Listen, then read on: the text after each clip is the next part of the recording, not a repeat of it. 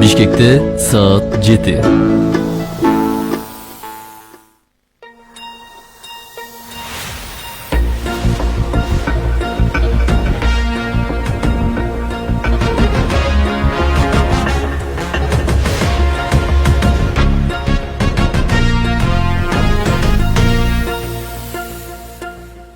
Кутмантаңыздар менен урматтуу радио угуучулар, биринчи радио Түз Ободо сөз уктурууларын баштады. Таң эрте назарыңыздарда таңкы бурулуш Түз Ободо, сиздерде студияда кызматта Урмат Жээнбеков жана Гүлжан Каражанова.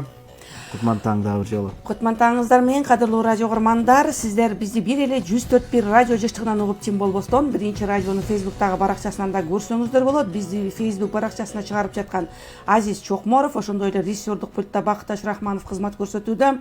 Урматтуу радио угуучулар, биз адаттагыдай эле ар жарым саат аралыгында күндүн маанилүү маалыматтарын талкуулайбыз. Албетте алар туурасында анонсту ушул сааттарга алынган жаңылыктардан угуп алып анан кийин сөз кылсак, биздин катарыбызда кесиптешибиз Тапаев отурат. Бакай, сөз сизде. Рахмат, кутмантаңыздар менен.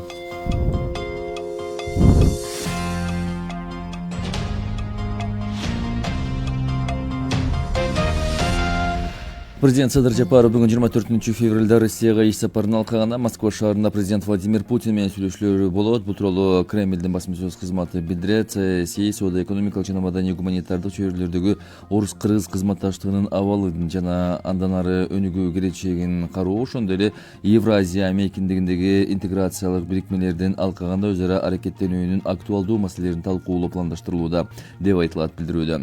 Башкент президенттин администрациясынын тышкы саясат бөлүмүнүн башчысы Дастан Дүйшекеев 24-25 февраль күндөрү Россияга мамлекет башчысы катары биринчи чет элдик сапары менен бара тургандыгын билдирген. Иш сапардын жүрүшүндө ошондой эле мамлекет башчынын Россия өкмөтүнүн төрагасы Михаил Мишустин, Федерация кеңешинин төрайымы Валентина Матвиенко жана мамлекеттик думанын төрагасы Вячеслав Володин менен эки тараптуу жолугушууларды пландаштырылышууда. Аларда Москва шаарында Кыргызстан аттуу павильон ачылганын Тышкы иштер министрликтин маалымат кызматы кабарлады. Анда атамекендик азык-түлүктөр жана текстиль тигүү буюмдары коюлган. Тышкы иштер министрлиги билдиргендей, Москва соода жарманкеси Россиянын гана эмес, Чыгыш Европанын дүң жана чекене ири соода борбору болуп саналат. Ал 2021 жылдан тартып иштеп келет. Анда миңдеген соода аянттары, логистикалык хаб, дружба мейманканасы жана жатаканалары, медициналык борбор, тейлөө мекемелери, азык-түлүк дүкөндөрү, кафе жана ресторандар жайгашкан.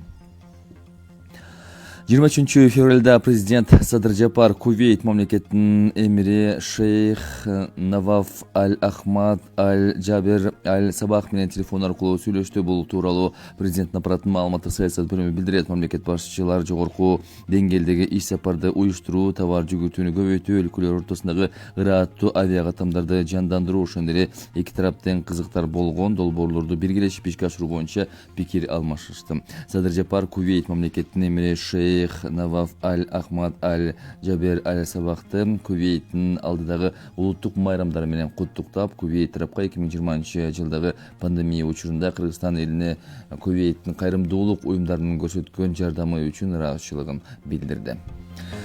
Бишкек-Ош жолунун 223 чакырымы кар көчкүдөн тазалангандыгын транспорт, архитектура, курулуш жана коммуникация министрлиги билдирди. Жол кызматкерлеринин күчү менен жол тазаланып, кыймыл калыбына келтирилди. 23 февралда болжол менен саат 18:30 Бишкек-Ош жолунун 223 чакырымда кар көчкү түшүп, жол жабылган. Россиянын Европа бөлүгүндөгү катуу ызгаар сук циклон Түркмөнстандын аймагында жакындап калгандыгын синоптиктер айтууда. Бир апталык жылуу аба ырайынан температура акырындык менен орточо климаттык нормага чейин төмөндөдү жана жакынкы күндөрү минус көрсөткүчү жетери белгиленди. 23 февралдан 24 февралга чейин борбор шаарда плюс 2-4 градустан минус 6-8 градуска чейин түшөт. Украинанын балбандары жана машыктыруучулардын элесине арналган эркин күрөш боюнча эл аралык мелдеш 26-28 февралга чейинки аралыкта Киев шаарында өтөт. Турнирге Кыргызстандын башкы машыктыруучусу Нурбек Изабековдун жетекчилиги астында аялдар арасындагы Кыргызстандын курама командасына 5 спортчу катышат.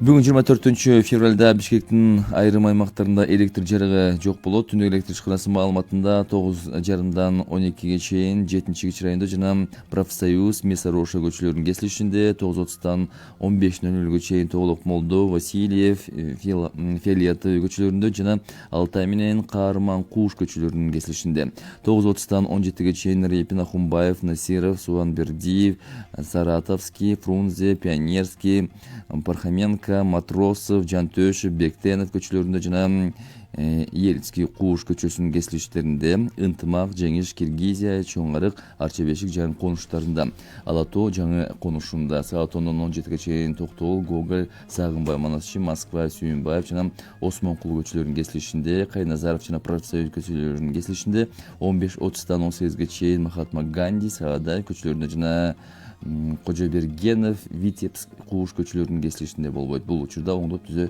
жумуштары жүргүзүлөт.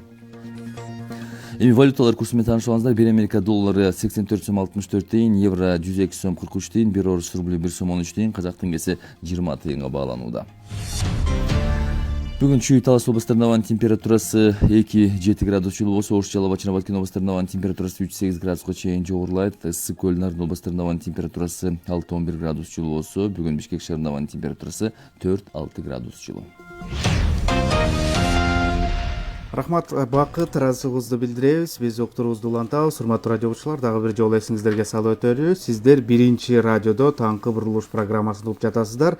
Угуучуларыбыз дагы эске салып өтөлү. Бизди Facebook аркылуу көрүп жаткан угармандарыбыз дагы бар. Биринчи радионун баракчасына кошулуңуздар Facebook'тан. Ал жакта онлайн чыгуудабыз. Андан сырткары студияда байланыш телефондорубуз дагы иштеп турат. 0312 39 21 90. Ошондой эле уюлдук телефон аркылуу 0502 39 21 90 телефон номерлери аркылуу байланышып, бүгүнкү биз талкуулап жаткан темалар боюнча өз сунуш пикирлериңиздерди калтыра аласыздар.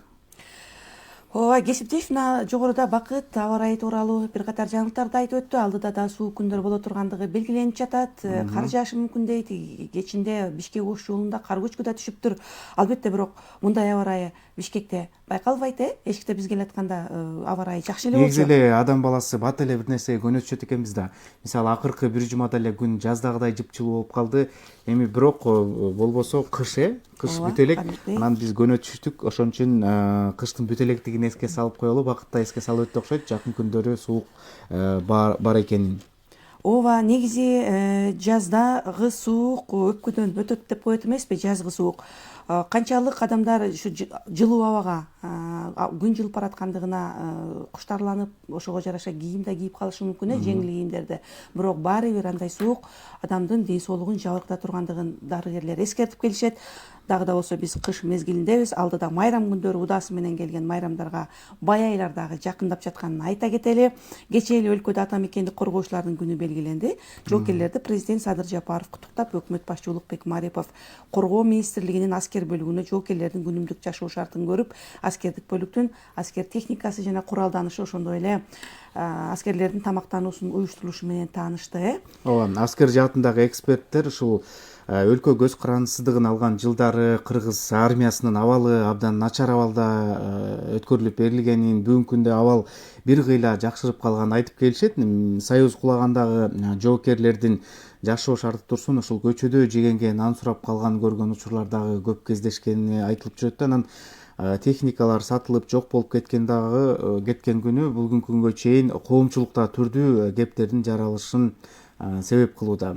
Эл аралык кызматташтыктын алкагында азыр аз да болсо аскердик техникалар, курал жарак бар экени маалым. Дамак аштын рационунун улам дагы жогорулап баратканын жоокерлер өздөрү айтып жүрүшөт. Армиянын баягы курсагы тоок, жашоосу жакшырган менен келечек муундун патриоттук духун көтөргөн иш-чаралар аз экени, айрыкча жаш муунду ушул тарбиялоодо окуу программасына киргизиле турган сабактарды эске алуу зарылдыгын адистер айтышууда. Туура айтасыз. Аскер техникалары демекчи, Россия Кыргызстанга бул жактан колдоо көрсөтүп келет. Чындыгына келгенде Кыргызстанга аскер техникалары колдоо жагынан бир эле Россия эмес, башка өлкөлөр да бар, бирок анын ичинен ушу Россиянын ордун баса белгилеп кетүү зарыл экендигин эксперттер айтып келишет. Тактап айтканда, өлкөлөр ортосундагы аскердик техникалык кызматташуу келишиминин алкагында бир канчалаган курал жарак, ок дарылар жана техникалар алынып келингени маалым. Кечегин дагы ушул премьер-министр аскер бөлүгүнө бар деп жогоруда айтпадыкпы майрам менен. Ошондо дагы атайын сабактардын баягы натыйжалуу өтүшүнө өбөлгө түзүп бериш үчүн атайын мультимедиалык жабдууну ушул атайын сертификатын да тапшырды. Эми бул жакта дагы ошол аскер жаатында сабак өтүүгө жакшы мүмкүнчүлүктөр. Аскер жаатындагы сабак өтүү дегенде союз мезгилинде мына биз мектепте окуп калдык дегенде ошондо аскерге даярдык деген сабактар кирчү. Бул деген чындыгында эле баланын ар бир окуучунун бир патриоттук духун көтөрүп турат эле да. Болочокто мен ушул мекенге кызмат кылам, мекенин чегин коргойм деген эр жигиттердин айрыкча ушундай бир ниеттери, кыялы көп болот эле да. Умтулуп мен аскерге барам деген бир өзүнүн аябай сонун бир тилектери менен биз менен бөлүшүп калчу эле биздин классташтарыбызчы. Мына биз жогоруда ар жарым саат ичинде маанилүү маалыматтардын тегерегинде талкуулар болор тууралуу учкай кеп кылып кетпедик беле? Уктуруубуздун 3-бөлүгүн дал ушул кыргыз-орус кызматташтыгы түзөөрүн айтып кетели. 2-бөлүктө болсо өлкөнүн энергетикалык абалы тууралуу сөз кылабыз. Ал эми 1-бөлүктөн же болбосо бир нече мүнөттөрдөн кийин биз ковидке каршы эмдөө иштери кандай жүрөт, вакцина каяктан алынып келинет, жарандардын каалоосу менен жүргүзүлөбү же милдеттүү түрдө ишке ашышы керекпи, адистер менен баарлашабыз. Бул боюнча жарандардан дагы сурамжылоолор бар. Ушул ыктыярдуу түрдө өз каалооңуз менен эмдөөгө катышасызбы деп, себеп дегенде эмдөө иштери жакын арада боло турганын саламаттык сактоо министрлиги белгилеп келет эмеспи? Анан вакциналарды дагы алып келүү иш-чаралары жүрүп жатканы дагы айтылып жатат. Бул тууралуу дагы биз кененирээк ушул 7:30 чейин сүйлөшөбүз. Анан Россия кызматташтыгы деп калдык. Мына бүгүн президент Садыр Жапаров ушул Россияга аттанат. Алгачкы президенттик кызматтагы биринчи чет өлкөгө иш сапары. Анан Кремлдин басма сөз кызматы дагы кечээ күнү ушул жолугушуулар бүгүн Москвада болоорун айтты. Владимир Путин менен Садыр Жапаровдун жолугушуулары болуп, саясий, экономикалык, маданий, гуманитардык жааттагы сүйлөшүүлөр орун ала турганын билдирүүдө. Бул темага кеңири кайрылабыз саат 8ден кийин. Мына ушул дүйнөнүн ишин алган коронавирус илдети жер планетасындагы мамлекеттерди ар тараптан катуу жабыркатты, экономикалык, ошондой эле саламаттык жактан дегендей. Ошондон бери өнүккөн мамлекеттер ооруга каршы дары-дармек ойлоп табышканы менен анын натыйжалууунан күмөн саноолор жалпы колдонуудан чыгып да жатканы маалым. Бирок акыркы мезгилде АКШ, Германия, Кытай, Россиядан өндүрүлгөн вакциналардын артыкчылыктары бааланып жатат. Ал жактарда клиникалык сыноолордон дагы өтүп жаткан маалыматтар чыгып атат. Индиядагы колго алышы мүмкүндүгү күтүлүүдө. Кыргызстандагы дүйнөнүн бир катар мамлекеттеринде эле Россиянын Спутник В вакцинасына ыктап турат. Мына саламаттык сактоо министрлигинин алдындагы дары-дармек жана медициналык жабдуу департаменти коронавирусту профилактика кылуу үчүн Спутник В вакцинасына каттуу күбөлүгүн бергени маалым болду. Биз анда ушул багытта сүйлөшүп адистен жооп алалы. Кандай дейсиз Гүлжан? Ушул теманын тегерегинде республикалык эмдөө борборунун директору Гүлбара Ишенапысова менен түз байланышка чыгалы. Гүлбара Сатыгуловна, кутман таңыңыз менен.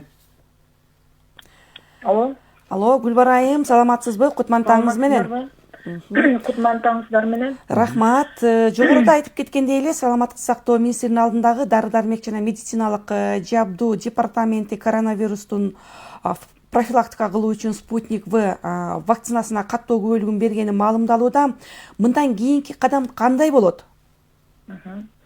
Рахмат чоң. Эми бул чоң жумуштун жыйынтыгы деп ойлойм. Анткени биз бүгүн эле эмес, июль 20-жылдын июль айынан бери ушул иштер менен аракет кылып атабыз. Анткени июль айында бизге глобалдык альянс, эмдөө альянсынан ага бүткүл дүйнөлүк саламаттык сактоо уюму кирет, ЮНИСЕФ кирет. Ошол тараптан чакыруу келген. Чакыруу бул ушул ковид вакцинага каршы ковид вакцинага доступ да, глобалдык доступ. Биз июнь айынан бери чоң жумуштар жасадык, жумушчу топтор иштеди. Декабрь айында ушул өлкөлүк заявка деп коет, аны ушул убагында кетирдик. Андан тышкары национальный план ушул по вакцинации против ковид деп иштеп чыктык. Эми өлкө тарабынан эми бул говакс механизм болсо, бул гуманитардык жардам биздин 20% калкыбызды камтыйт деп атабыз. Бул 1 миллион 200 кишибиз.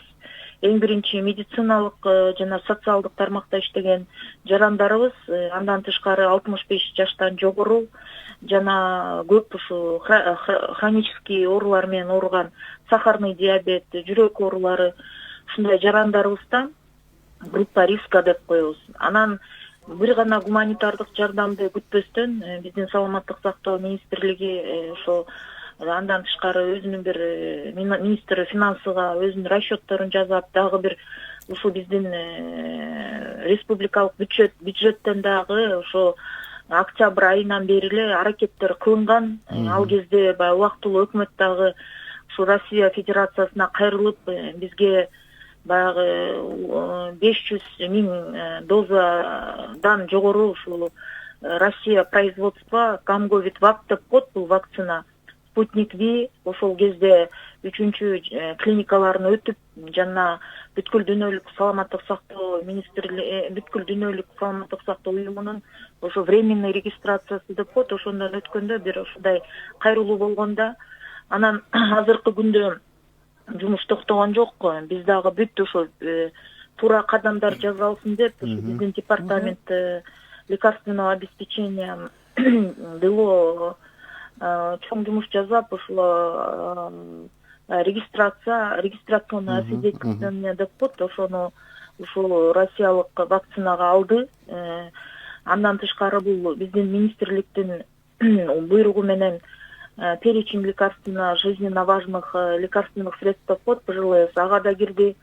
Ушу чоң аракеттер жасалып, эми азыр Кудай буйрса, ушу биздин дагы президентибиз ушу 25-26 ушу Россия Федерациясына өзүнүн иш сапарын кылган атат. Ошол жактан дагы келишимдерди сүйлөшүп, биздин Алымкадыр Сабирдинович министр да бир жумадан бери ошо Россия Федерациясында Москва шаарында болуп атат. Ал киши да чоң жумуштарды жасап, биздин президентибиз баргычакты ошол баягы келишимдерди кол коюп, бир гана вакцина эмес, башка ПЦР тесттердин дагы ошо чечип атат да азыркы убакта. Анан эгерде бул вакцина өзүңүздөр билип атасыздар, бир гана биздин өлкөдө эмес, бул Казакстанда дагы бир 20 000 доза февраль айдын ортосунда башталган.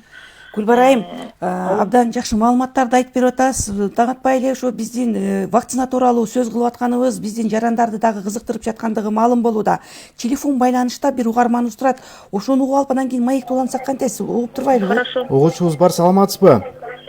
Айта берейинби? Айта бериңиз. Саламатсыздарбы? Денсаулыктарыңыз жакшыбы? Рахмат. Өтө майраңыздар менен. Бир эле суроом бар эле. Ушу эмне үчүн Россиядан булар бизге аттарга айтып атат? Россия менен биз адам болгонбуз да. Зачем андай кереги бар? Ошо жанагы бебени алыш керек. Давно алыш керек эле. Вакцинаны? Вакцинаны эксперимент кыласыңар. Но башыңар иштейби силердин өзүңөр?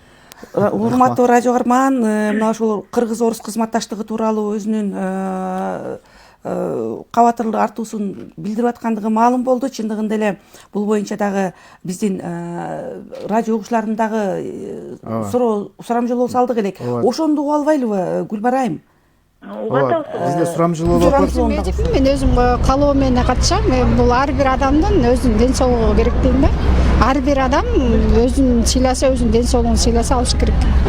Интернетте чыгып атпайбы азыр? Көп элечи, жана WhatsApp'тан деле силер деле угуп атасыңар да. Вообще барбагыла, там чип коюлат, даана ошондо ооруйсуңар депчи. Азыр оорубасаң эмнеге бармак элең эмделипчи мисалы? Жок, мен катышканга макул эмес, анткени ал вакцинага ишенбейт, толук кандай последствиясы болот, ошо. Азыр просто сомнение. Азыр деген интернеттен канча көрсөтүп атат, ар кандай ситуация. После вакцинации сразу өлүп калачпы? Жок, мен каршымын. И вообще вакцинацияга барбайм, потому что эч кимге ишенбейм азыр. Ошо и всем посоветую, да, не ходить. Катышабыз, буюрса. Корккон жоксузбу? Жок, коркунуч жок. Ден соолук керек го бармы? Если Россияны болсо, лицензиясы болсо, эми бул Минздравдагылар деле жөн эле нерсени бизге таңуулай бербейт да. Ушунча элдин ден соолугу үчүн күрөшүп аткандан кийин эми жакшылап болуш керек деп ойлойм. Жөн эле өзүмдүн ден соолугум жакшы, ошол себептен эле катышпайм. Ооруган жоксуз ошо? Ооруган жокмун, вообще оорубайм. Кудай сактасын чын. Нет, я не против. Ну, с другой стороны, есть, конечно, потому что вирус там мутируется, вот, и я думаю, что не помешаете. Вакцина алганга каршы деле эмесмин, ошо биздин самый главный биздин элибиз айып кетсе болду да. Мынакей Гүлбара Саттыгуловна биздин тургундардын айткандары болду. Эми мында ар кандай пикирлер айтылып атат, айрымдары катышпайбыз, кооптуу болуп атат. Айрымдар айтып атат, мынакей фейк маалыматтар болуп атат, ошолорго ишенбешибиз керек. Бул ден соолук ар бириз үчүн маанилүү деп атат. Ушулар боюнча сиздин пикириңиз? Рахмат чоң. Биз эми бул ар бир жарандын оюна дагы баягы өзүбүздүн көз карашыбыз болуш керек. Биз ушул түшүндүрүү иштерин жасашыбыз керек. Эң биринчи ушу жарандарыбыз ушу жакшы түшүнүш үчүн. Бүткүл дүйнө айтып атат, эми азыр бул ооруну жеңиш үчүн ушу 70-80% коллективный иммунитет деп коет, ошону камтышыбыз керек деп да. Биз да ошо жана националдык иш планыбызга да ошону жаздык. Ушу Кудай буйрса жылдын аягына чейин 70 калкты баягы эмдөө менен камтышыбыз керек да, ошо коллективный иммунитет болуш үчүн. Анан эми бул жаранда, урматтуу жарандарыбызга айтып кетким келет. Бизде 2001 жылдан бери кабыл алынган мыйзам бар. Ошо эмдөө иммунопрофилактика инфекционных заболеваний деп биз бул мыйзамды башка да пландуу эмдөөгө баягы ошо биздин эң биринчи чоң мыйзамыбыз. Ал жерде адамдардын укугу жана милдети да бар да. Ошо укугун дагы милдетин да биздин жарандар билиши керек. Анткени баягы бүткүл дүйнө ошо азыр вакцина профилактика менен гана жеңебиз деп атат.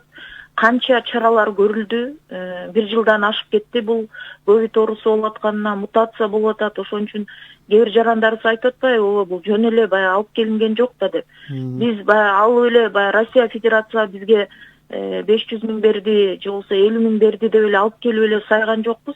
Бул чоң иш-чара болду. Мен дагы айтып кетейин, бул регистрация өтүш жөн эле каттап коюш эмес. Буга чоң пакет документтер келет, ошону иштеп, анан баягы ушундай регистрационное освидетельствование берди деп ойлойм да.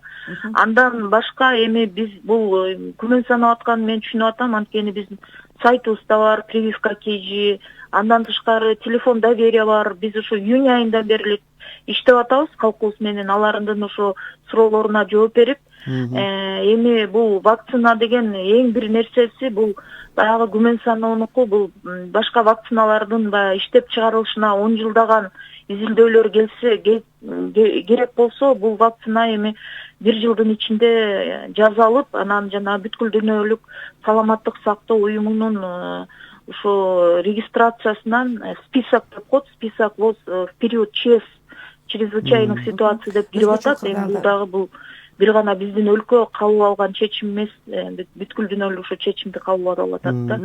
Анан Кудай буйрса, эгерде ушул вакцина биздин ушул президентибиз чечип келип, биз келип калса, негизи эле министрлик тарабынан айтылган март айында биз эмдөөнү баштайбыз деп. Эмдөөнү да биз эми этап менен жасайлы деп атабыз. Этап менен жасап, азыр ушу муздаткыч цеп деп коет, анын дагы ошо даярдыкка өзүбүз баягы обучение деп атабыз. Азыр медициналык кызматкерлерди окууларын баштап атабыз. Буйруктарыбыз чыгып атат, методический руководстволор чыгып атат. Биринчи этапта Бишкек шаары, Чүй областы жана Ош шаарында ошо биринчи этапты 1 жуманын ичинде баштаган атабыз. Анда медициналык кызматкерлер группа риска, биз аны уже даже списогунан өйдө тактап койдук. Андан тышкары ушу мугалимдер деп атабыз. 65тен жаш көбү ошо жарандарыбыз калып атпайбы? Ошо 65тен жаш өйдө жарандарыбыз дагы деп МВД кызматкерлерин деп атабыз. Мына ушул мамлекеттик жана Гүлбара айым жана муниципалдык кызматкерлер деп атпайсыздарбы? Мына ушул жерде алардын дагы каалоосу менен болобу же буларга милдеттүү түрдө? Мен айтып кеттим, биздин мыйзамда жок, ошол жерде каалоосу каалабай жаткан жарандар бар да, ыктыяры менен дагы. Жок, мындай да, эми бул жумуш мен айтып атпайм, ар биринин милдети жана укугу бар депчи. Анан келгиле список менен эле келгиле тургула бүгүн жазалат дебейт. Биринчи ошо түшүндүрүү иштери жүрөт. А жерде памятка биз иштеп чыктык. Андан башка ушу вопросник өзүнүн баягы алабы же албайбы деген бир ушундай өзүнчө бир кагазча иштеп чыктык. Ошонун ичине биринчи опрос кылып, биринчи өз калоосун бул вакцина эмнеден жасалган, эмне үчүн жасалып атат деп сурамжылоо жүргүзүп туруп, өзүнүн милдеттүү түрүндө колун коюп туруп, анан ошо жаран, анан ошо эмдебөө кирет да. Биз эле аны очередке тургузуп 5-10 кишини коюп, анан биринин артынан бирин жасабайбыз. Бул дагы чоң иш чара. Азыр биз көп мындай даярдоо иштерин жасап атабыз. Ар бирөө сурамжылоо өтүп, андан кийин гана өзүнүн баягы ооба мен алам деген гана макулдугу менен андан кийин ошо эмдегөө. Гүлбара Сатыгуловна, мына негизи эле кандай адамдар вакцина ала албайт? Мисалы, каалап жатса дагычы?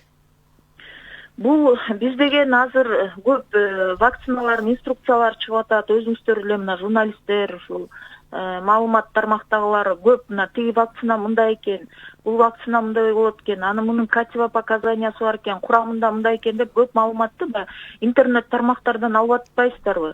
Биз анын процедурабыз андай эмес. Бизге ошо временный инструкция, жана Говакс болсо деле бизге AstraZeneca деп айтып кетпедикпи? Бизге ошо Говакс менен AstraZeneca деген AZD 12-22 деген вакцинасын да бизге ошо карап чыгууга дагы бир ушундай инструкциялар келди. Ошондой эле Россия Федерациясынын вакцинасы, ошо Гамговид Спутник деп атпайбызбы? Гамилея институтунан дагы көп документтер келди. Ал жерде бүт фармакологический свойства, кимге жасалат, курамында эмне бар, жана кимге жасалбайт деген нерсе бар да. Бүт вакциналар азыр эң баары эле ошо 16 жаштан 65 жаштан жогоруга чейин болуп атат. Кээ 60 жашка чейин болуп атат, 55ке чейин болуп атат. Анан ар бир вакцинанын бул иммунобиологиялык препарат болгондон кийин өзүнүн противопоказаниясы болот. Ал биз бүт приказга жазып чыктык, кимге жасалат, кимге жасалбайт, боюнда барларга кандай алса болот, ооруп жана айыкпадыбы, серологический исследованиядан өттү, ал адамдарыбыз кандай болот деп ушунун баары иштеп чыгылды. Эми анын убагында биз бүт ошо эмдөө баштаганда азырда маалыматтарды топтоп атабыз. Маалымат каражаттарга бүт ушуну бир пресс-релиз кылып, маал менен калкыбызга ошо маалымат берип турабыз. Түшүнүктүү. Гүлбара Саттыгуловна, негизи эле ушул эмдөө иштеринин аралыгы канча болууга тийиш? Эгер мисалы натыйжалуу боло турган болсо, биз кайрадан ушул эмдөөнү жүргүзүүгө мындай чамабыз жетиштүүбү?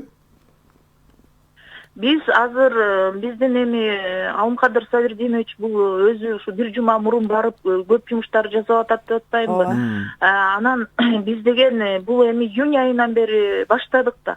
Националдык планды жазып, заявка жазып, ушу бүт иш-чаралардын баарын камтып, пландарыбыз бекилип азыркы учурда. Эгерде бул вакцина чечилип калса, биз ойлоп атабыз, ошол эле кайра келатканда эле самолет менен келип калышы да мүмкүн.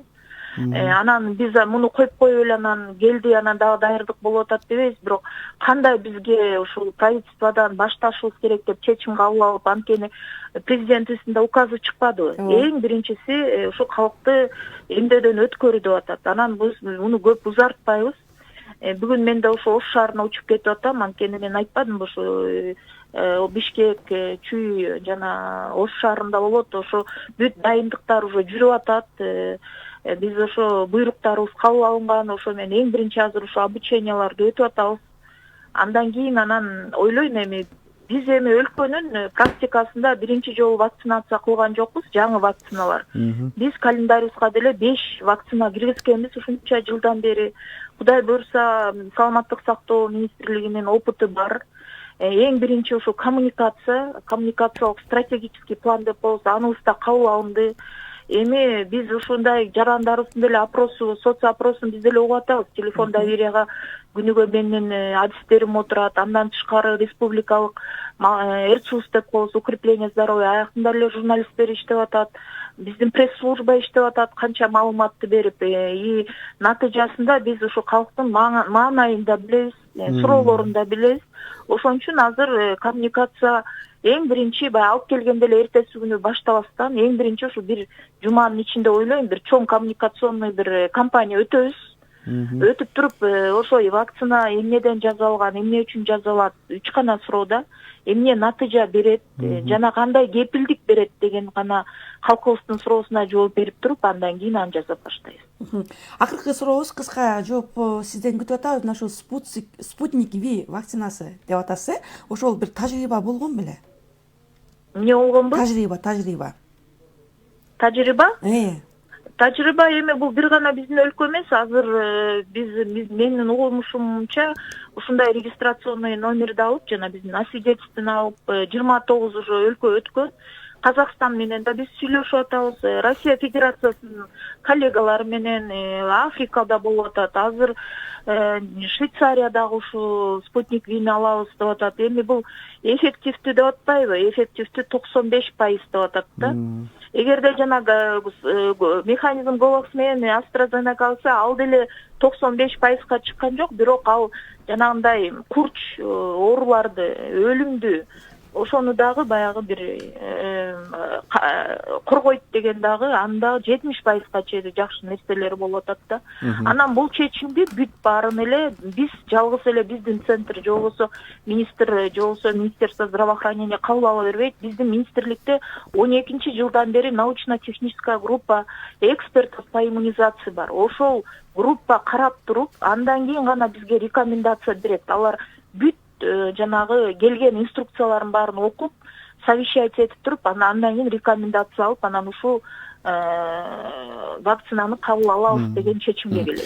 Чоң рахмат сизге, Гүлбар айым, таң эрте куруп берген маегиңиз үчүн, атайын убакыт бөлгөнүңүз үчүн. Эске сала кетсек, биз уктуруубуздун 1-бөлүгүндө тагыраагы 7:30 чейин коронавируска каршы Россиянын Спутник V вакцинасы Кыргызстанда каттоодон өткөнү, анын алкагында аткарыла турган жумуштар туурасында, эмдөө иштер качан башталат, ага кимдер катышат, мына ушул теманын тегерегинде сүйлөштүк. Биз менен байланышта Республикалык эмдөө борборунун директору Гүлбара Ишенапысова болду.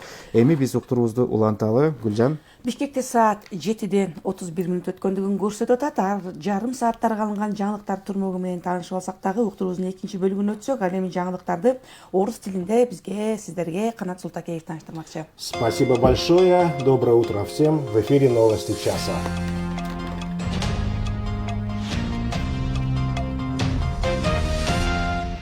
Дорога Бишкек-Ош, где сошла снежная лавина, открыта для проезда, сообщили в Минтрансе Кыргызской Республики. Отмечается, что 23 февраля примерно в 18 часов 30 минут на 223-м километре автодороги Бишкек-Ош сошла снежная лавина длиною 15 метров, высотой 2-3 метра. Данный участок дороги был временно закрыт для проезда. По информации Минтранса, силами дорожно-эксплуатационного управления номер 23 дорога была расчищена и уже открыта для проезда транспорта. Накануне 23 февраля состоялся телефонный разговор президента Кыргызстана Садыра Джапарова с эмиром государства Кувейт шейхом Навафом Аль-Ахмад Аль-Джабер Аль-Сабахом. Об этом сообщили в аппарате президента Кыргызской Республики. Отмечается, что в ходе телефонного разговора стороны обсудили актуальные вопросы двустороннего сотрудничества. В частности, главы государств обменялись мнениями по организации визитов на высшем уровне, увеличению товарооборота, возобновлению регулярных авиасообщений между странами, а также по совместной реализации проектов, представляющих взаимный интерес. Садыр Джапаров поздравил шейха Навафа Аль-Ахмад Аль-Джабер Аль-Сабаха с предстоящими национальными праздниками Кувейта. Он выразил благодарность кувейтской стороне за помощь, оказанную народу Кыргызстана благотворительными организациями Кувейта во время пандемии в 2020 году. В свою очередь, шейх Наваф Аль-Ахмад Аль-Джабер Аль-Сабах еще раз поздравил Садыра Джапарова с официальным вступлением в должность президента Кыргызской Республики, а также пригласил его посетить Кувейт с визитом. В целях полного и всестороннего оказания помощи налогоплательщикам сотрудники налоговой службы перешли на специальный режим работы для приема единой налоговой декларации. Об этом сообщили в ведомстве. Уточняется, что налогоплательщики, которые не успевают представить ЕНД единой налоговой декларации в рабочие часы, могут подать ее после 18:00 до полуночи, в выходные дни с 9 утра до 24:00. Напомним, что до 1 марта текущего года единую налоговую декларацию должны представить все организации, включая крестьянские и фермерские хозяйства, а также иностранные организации, осуществляющие деятельность на территории Кыргызстана с образованием постоянного учреждения. До 1 апреля единую налоговую декларацию обязаны подать государственные и муниципальные служащие, индивидуальные предприниматели, в том числе уплачивающие налог на патентной основе, физические лица, имеющие в собственности налогооблагаемое движимое транспорт и недвижимое имущество, квартиры и дома, и земельный участок, за исключением владельцев приусадебных участков, а также крестьянские и фермерские хозяйства, осуществляющие деятельность без образования юридического лица. В Доме кино имени Чингиза Айтматова с 24 по 28 февраля пройдет 3-й фестиваль польских фильмов «Висла», сообщает Департамент кинематографии.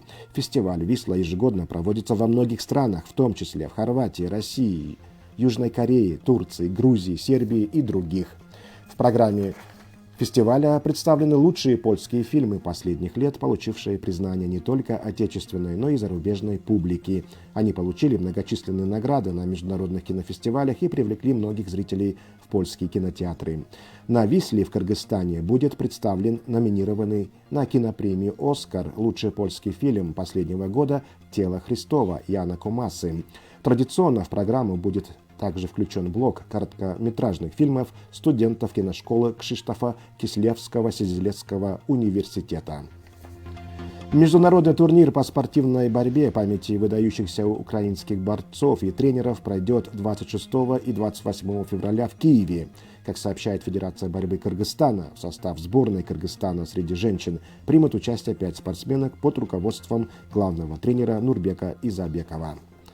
На 7 часов утра по бишкекскому времени сегодня, 24 февраля, в мире случаев заболевания COVID-19 зарегистрировано 112 миллионов 636 тысяч 117 летальных исходов, 2 миллиона 495 тысяч 281. Выздоровели 88 миллионов 223 тысячи 614 человек. Это все новости на этот час. Далее о погоде. Сегодня, 24 февраля, днем на большей части территории Чуйской, Таласской, Ошской, Джалабадской, Баткенской областей, в отдельных районах Иссыкульской, Нарынской областей дождь, снег в предгорных и горных районах, снег на дорогах снежный накат, гололедица, ветер западный 4,9 метров в секунду с усилением до 15-20 метров в секунду. Температура воздуха Чуйская, Таласская области плюс 2,7, Баткенская, Ошская, Джалабадская области плюс 3,8, Иссыкульская область плюс 6,11, Нарынская область 0 плюс 5. В Бишкеке сегодня днем ожидается дождь, снег, ветер западный 4,9 метров в секунду. Максимальная температура воздуха днем сегодня в столице плюс 4,6. Таковы новости на этот час. Вы слушаете Биринчи радио, не переключайтесь. Далее будет еще интереснее и хорошего вам дня. Рахмат, Канат. Соңку жаңылыктарды орус тилинде кесиптешибиз Канат. По поводу погоды, видите, все-таки сегодня ожидается дожди, снег, так что многие граждане, да, в Бишкеке и вообще по всему Кыргызстану, так что многие, в том числе и я, которые уже 2 недели тому назад положили все свои теплые свитера, зимние ботинки на антресоле, приходится обратно забираться на антресоль. Канат, бүгүн жамгыр жаайт деп айтып калдыңыз, Бишкекте өзүңүз кол чатыр ала келдиңизби? Нет, я не ношу зонтик, потому что я очень люблю дождь, как говорится, я человек дождя. Есть, кстати, такой фильм одноименный «Человек дождя». Я очень люблю дождь. Жамгырды сүйөсүңбү же бүгүн жаңылыктарды берге келип аба ырайын алган үчүн албай калдыңбы? Аба ырайы деп калдык. Бизде азыр Кыргызстандын баардык булуң бурчунда радио угуп жатышат угармандар. Ушул таптагы бир онлайн аба ырайы тууралуу да кыска маалымат берип өтпөйлү? Гүлжан, кандай дейсиз? Албетте. Ысык көлдөн баштайлы. Каракол шаарында азыркы тапта -5 градус болууда, Чолпон Ата шаарында 2 градус суук, Нарындын өзүндө 12 градуска чейин суук болуп атат, Ат башыда 7 градус суук болсо, Чаекте 4 градус минус белгисинде, Ноокат жергесинде 1 градус жылуу, Кара Сууда да 1 градус жылуу, Оштун өзүндө 6 градус жылуу болуп атат, Өзгөндө 3 градус жылуу, Баткенде болсо 5 градуска чейин жогору көрсөткүчтө. Ал эми Жалал-Абадта дагы 5 градус жылуу, ушул тапта Чаткалда -4, Таласта -1, Ал эми Суусамырда -6, Төө Ашууда -11, ысык атада 0 градус болуп атат. Бишкек шаарында мына ушул тапта 2 градус жылуу болууда. Аба ырайына бардыгыбыз көз чаптырып, өзгөчө алыскы жолго чыккандар үчүн бул маанилүү. Тоолуу жолдордо дагы онлайн аба ырайы тууралуу жаңылыктардын чыгып жатканы бул абдан жакшы көрүнүш. Себеби дегенде буга чейин областтар боюнча эле, аймактар боюнча эле жалпылап берилген аба ырайынын турмөктөрү болчу. Бүгүнкү күндө ар бир район, шаардын өзүнүн, себеби буга чейин синоптиктер да айтып келген, көлдө мисалы үчүн ысык көлдө күн жылуу болот десе, балыкчыда жамгыр жаап атат депчи, Кыргызстандын ушу географиялык түзүлүшү ар кандай болгонуна байланыштуу. Демек бул жакшы маалыматтар экен. Учурда кандай болуп атканын билип алууга кызыккандар да бар эмеспи? Ооба, Бишкек убактысы боюнча 7:39 болду. Кадырлуу радио угуучулар, эске салып өтөлү, сиздер бизди Facebook баракчабыздан дагы Түз Ободо көрүп жатасыздар. Биринчи радионун баракчасы аркылуу биз темаларды программаны алкаганда сүйлөшүп жаткан темаларга кызыккан суроолоруңуздар болсо, анда сөзсүз түрдө ушул Facebook аркылуу жазыңыздар, же телефон байланыштар да иштеп атат. Биздин студияда 2 номер бар. Ушул номерларды айтып өтөлү дагы, анан кийинки темага өтөлү. Гүлжан, кандай дейсиз? Албетте, жогоруда кесиптешпей келип кеткендей 39-21-90 же 0502 39-21-90 телефонуна байланышка чыгып суроо узатсаңыздар болот. Эми алдыда биз азыр өлкөнүн энергетикалык абалы тууралуу сөз кылабыз.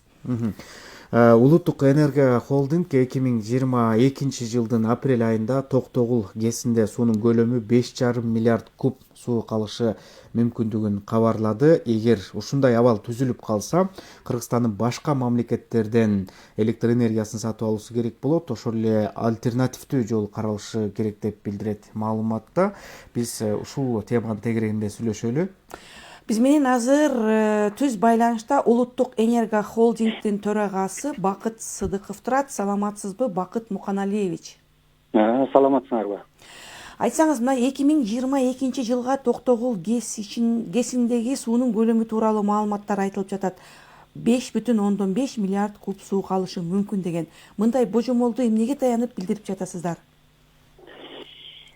Эми чынында айтканда, бүгүнкү кырдаал эми жалпысынан оңой эмес. Оор деп айта кетет элем. Баары болбосо дагы көбү билет. Биз азыркы маалда маловодный период деп коебуз. Бул өзүбүздүн технический терминибиз бар. Бул примерно 7 жылдагы цикл болуп атат. Ошол циклдын биз азыр пигине баратабыз. Сразу айта кетет элем, жете элекпиз. Ошо эмки 22 жыл эң оор суу аз келе турган мезгил эмки жыл болот. Биз азыр ошого жакындап келатабыз. Эми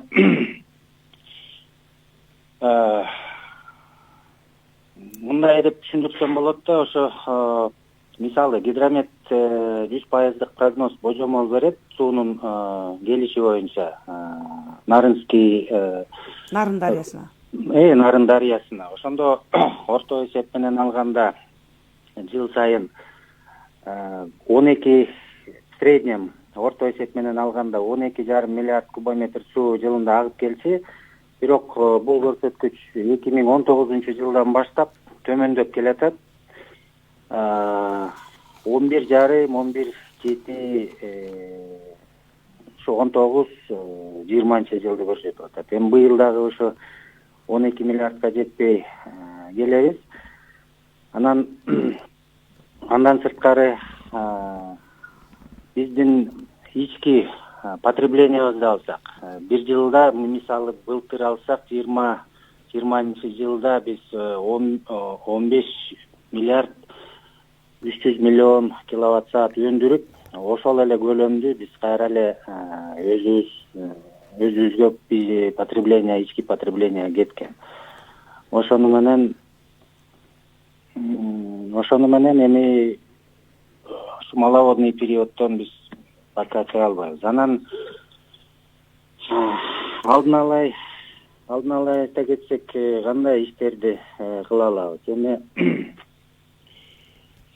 муну 2020 жылдан баштап Терсин режимин алмаштырып, азыр ушу көп выработканы биз ТЭЦке күчүбүздү колдонуп атабыз десек болот. Быйылкы режимден баштап, ноябрдан баштап көбөйттүк. Мисалы алсак, оптимальный режим 360 мегаватт деп эсептейбиз. Ошондо электрификационный режим дагы, теплофикационный режим дагы бири-бирине дал келип, баасы дагы оптималдуу деп эсептелинет да бизге. Анан эми ушул сууга байланыштуу биз ТЭЦ Бишкекти жылы бою 1 миллиард 200 миллион өндүрсөк, быйылкы биздин план ошо ТЭЦти 2 миллиард 100 миллиондон ашырышыбыз керек. Анан экинчи жолу бул кырдаалдан чыгыш үчүн экинчи жолу бул импорт алышыбыз керек. Мындан кете албайт экенбиз. Азыр министрлик жактан бул боюнча сүйлөшүүлөр жүрүп атат биздин коңшу мамлекет менен, терменен, ошондо казактар менен, өзбектер менен пока бир жыйынтыкка келе элекпиз, бирок сүйлөшүүлөр бүтө элек. Анан эми үчүнчү жолу өзүбүз электроэнергияны ушу үнөмдөшүбүз керек да. Эми азыр үнөмдөшүбүз керек десем, аябай эле критиканы угат деп. Үнөмдөйт дегенде кандай кылып үнөмдөш керек? Мурдагыдай эле мезгил менен өчүрүүлөр болот дегенде туюнуп турасызбы? Эми үнөмдөйт деген мен азырынча жакшы жак менен айтып атам да. Эми үнөмдөйт деген ар бир семьянын негизи милдети деп айта кетет элем. Эми бул элементарно үйдү жылылатуу, ошол эле лампаларды энергосберегающий технологияларга өтүү, мештерди да ошо эффективдүү мештерди койсо дегеним да. Шуну атам, мен биздин электроэнергиябыз өтө башкаларга, башка коңшу мамлекеттерге салыштырмалуу өтө эле арзан болуп атат. Ошондуктан айта кетет элем, азыркы маалда бизде мындай бир бездумный потребление кетип атат да. Бакыт Муканалиевич, мына декабрь, январь айында Токтогул районунан өтүп баратып, суу сактагычта суунун көлөмү абдан эле тартылып кеткенине күбө болгонбуз. Азыр канча көлөмдө суу калды? Андай тартылып кеткен учурлар буга чейин болгон беле? Анын таасири быйылкы жылга канчалык? Быйылкы жылды алганда. Эми мына бүгүнкү күндү алалы. Күнүгө бизге сводка келет. Токтогул суу сактагычында азыркы күнгө 9 миллиард 850 миллион кубометр суу бар. Былтыркыга салыштырмалуу, былтыр ушул күнгө 12 миллиард 700 миллион кубометр суу бар болчу. Бул айырмасын эсептесек 3 миллиард сууга, тагыраак болсок 2 миллиард 850 миллион кубометр суу болуп атат да.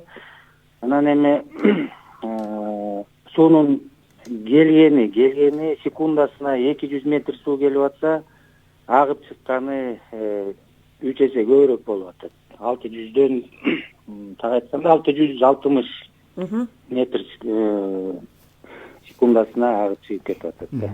Бакыт Муканалиевич, мына ушул кездеги суунун азайып кетишине ушул жаан-чачындын аз болушу себеп болуп айтылып келет. Калктын электроэнергияны көбүрөөк колдонгон себеп деп айтылып келет да. Дагы кандай себептер бар ушул суунун азайып кетишине? Кандай жагдайлар түрткү берет? Бул маловодный период деген өзүнүн определенный бир цикличности бар да. Токтогул ГЭСти 75-жылы ушу ишке киргизгенден баштап толук маалымат бар. Суунун келиши боюнча, кетиши боюнча, топтолгон объему боюнча ошондон бери 50 жылга жакындап баратат. Толук статистикасы бар.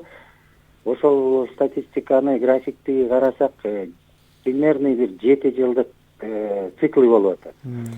Демек 7 жыл аралыгында мына ушундай кургакчылык болуп турушу мүмкүн.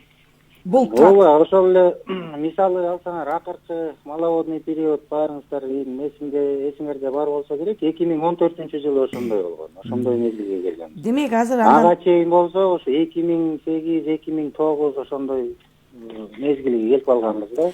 Эми ушул 7 жыл деп мына кийинки жылга мына ушул аномалдык кайра көрүнүш кайталанышы мүмкүндүгүн болжолдоп жатасыздар да. Жогоруда сиз айтып өттүңүз, Токтогул КЭСиндеги суунун көлөмү бүгүнкү күндө 9 миллиард кубтун тегерегинде,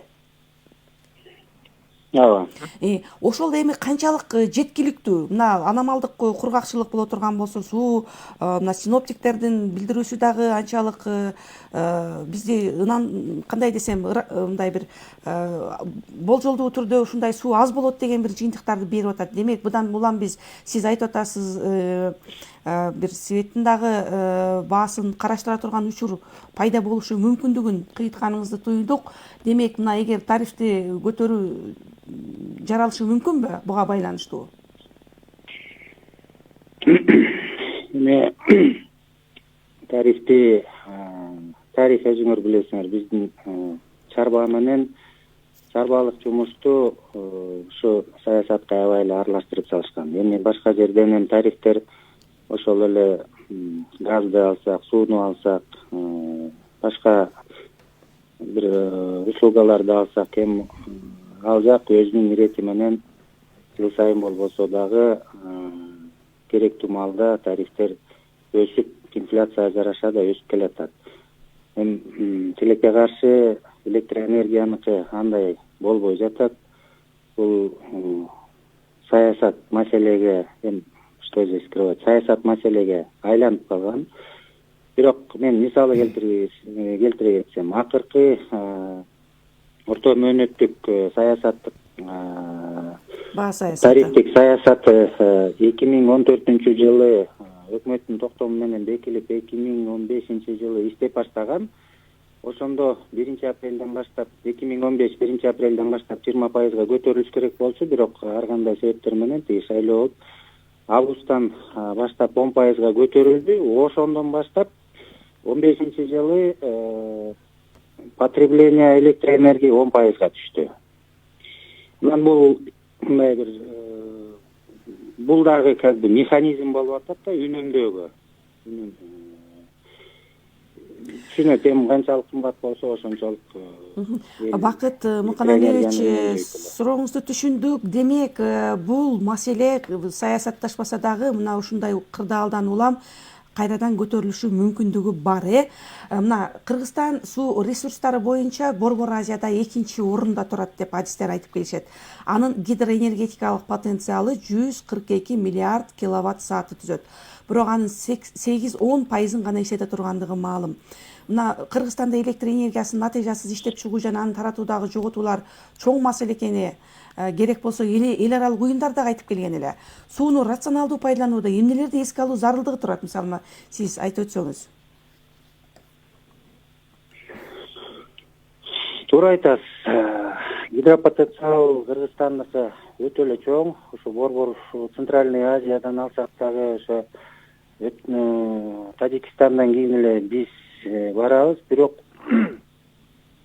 ошо 10% тегерегин эле биз колдонобуз. Бул эми кайсындан чыгып атат? Биз аябай эле артта калдык. Мына ошо акыркы 30 жылдан бери биз эмнени кайсы генерацияны кошо алдык? Эми чоңураагын айтсак эле ушул Камбар Ата 2 эле болуп атат. Бирок технологически эми биз Камбар Ата 1ди салганга негизи туура болмок, бирок Камбар Ата 1 эми баасы өтө чоң болгондуктан бул проектибиз пока данный момент туруп турат. Анан мына энергосектор единственный болуп турасыз бизде $5 миллиард карыз алдык дейбиз. Анын ичинен жолчулар бар, суучулар бар, Минздрав, Минобразование. Шулардын ичинен биздин карызыбыз 1,5 миллиард биздин мойнубузда. Калгандардыкын баарын өкмөт аркылуу, бюджет аркылуу через Минфин төлөнөт. Биз единственный энергетиктер өзүбүз таап, график түзүп, кайра возврат кылган биздин эле энергосектор. Анан эми бул баягы эле мындай айта берсе, баягы эле тарифке келип такалат.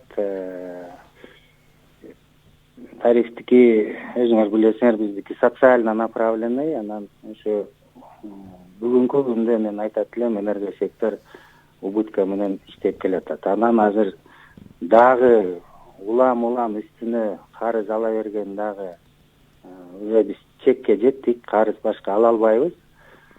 Ошону менен жаңы генерацияны кошумча гэстерди биз азыр сала албайбыз. Инвесторлор дагы келээрди эсептейт. Мисалы мен Камбарата бирди же дагы бир УНКны салайын, бирок ошону возврат кыла аламбы, кыла албаймбы азыркы тариф менен деп ошондой ой менен инвесторлор да турат.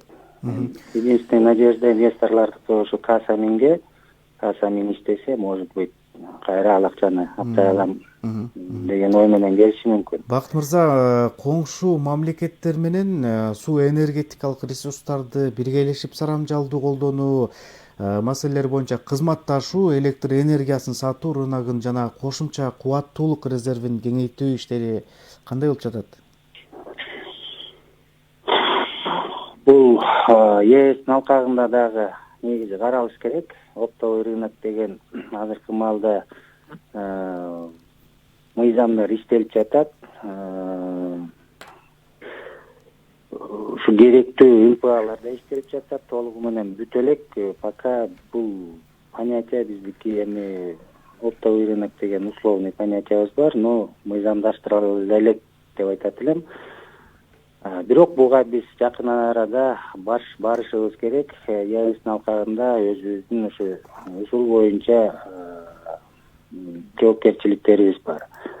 Анан коңшу мамлекеттер менен эми суу боюнча Өзбекистан, Казакстан, биз 3 тарап Нарын дарыясы ушул түздөн түз бизден тышкары Казакстан менен Өзбекистанга таасирин тийгизет. Ошондуктан суу жакты биз ушулар менен, ушу эки өлкө менен да сүйлөшүп иш алып барабыз. Мисалы айта кетсем, акыркы биз уже профицитныйдан дефицитный өлкөгө өткөнбүз, электроэнергия жагынан алсак. Акыркы кайсы 14-жылы, 15-жылы 2 жыл биз импорт алганбыз Казакстандан. 17-18 жылдары суу жакшы келип, маловодный как раз циклдан чыкканбыз, жетиштүү болду, өзүбүзгө импорт алган жокпуз. 18ден баштап суу азая баштагандан баштап, мына 18-19 в рамках товара обмена деп коет, биз Казакстандан электроэнергия алганбыз. Эми бул жылы ансыз же товар обмен же болбосо импортсыз биз чыга албайбыз. Демек, канчалык муктаждык жаралат? Бир эле Казакстандан алабыз же башка мамлекеттерден да караштырып атасыздарбы? Казакстандан өткөндө делегация барып алдын ала сүйлөшүүлөр жүргүзүп келди. Баасын кандай деп атышат эми? Кечиресиз. Баасы кандай болуп атат сүйлөшүүлөрдө?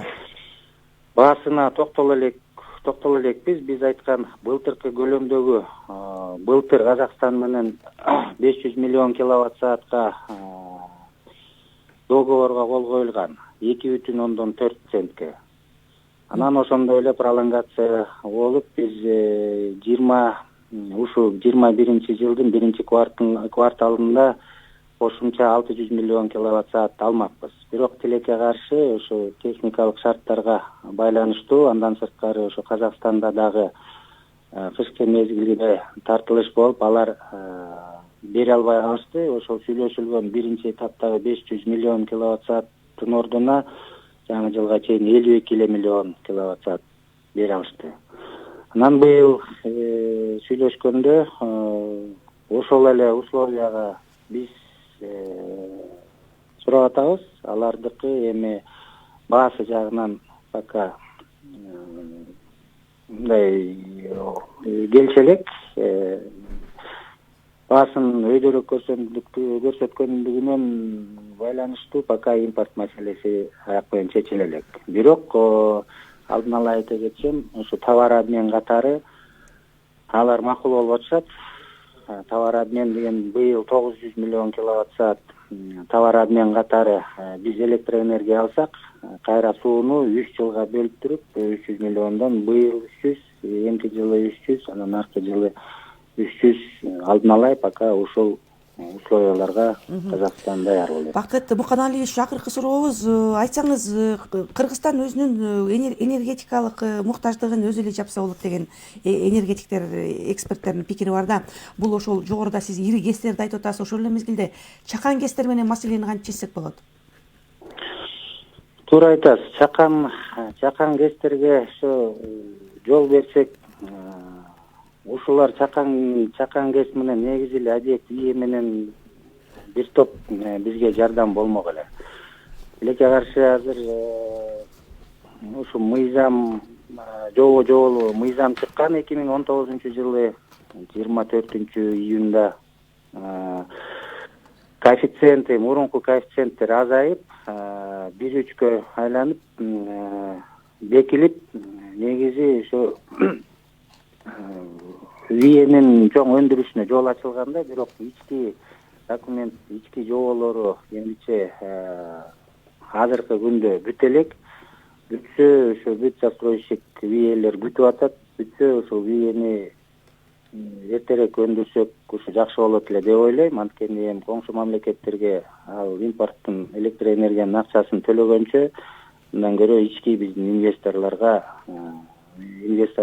ички инвесторлордон сатып алсак жакшы болмок деген. Бакыт мырза, бизде угуучубуз жазыптыр, ушуга кыска жооп берип койсоңуз. 200 метр суу агып келип, 600 метр куб суу агып чыгып жатат Токтогул суу сактагычынан. Ошол агып чыгып чыккан суунун көлөмүн азайтып, электр энергияны кымбаттатпай койсо болбойбу дейт. Кыска жооп берсеңиз. Электроэнергия бул мындай табада, канча азыркы маалда керектүү кылсак,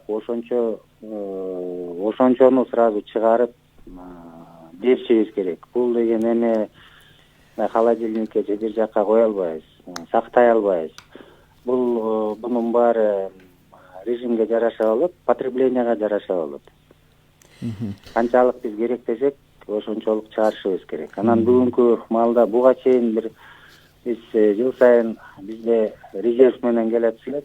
Мына ушул акыркы 1-2 жылдан баштап бизде резерв да жок. Канча өндүрө алсак, максимально өндүрүп атканыбыз ошончону биз кайра эле колдонуп атабыз. Чоң рахмат сизге курган маегиңиз үчүн ыраазычылык билдиребиз. Эскерте кетсек, биз менен түз байланышта өлкөнүн энергетикалык коопсуздугун камсыз кылуу багытында сүйлөштүк. Урматтуу радио угуучулар, биз менен байланышта болгон Улуттук энергия холдингдин төрагасы Бакыт Сыдыков болду. Биз Бишкекте саат 8-ден 2 мүнөттү көргөзүп атат. Жаңылыктарга кезек берердин алдында биз аркы жарым саат аралыгында кыргыз-орус кызматташтыгы тууралуу сөз кыларыбызды эскерте кетели. Буга байланыштуу суроо сунуштарыңыздар болсо Facebook баракчабызга калтырсаңыздар болот. Ошону менен бирге 39 21 90 же 0502 39 21 телефон 21 90 телефонуна байланышка чыгып суроо узатсаңыздар болот. Бакыт, жаңылыктар түрмөгү сиздин тааныштырууңузду каалайм. Сөз сизде анда Бакыт.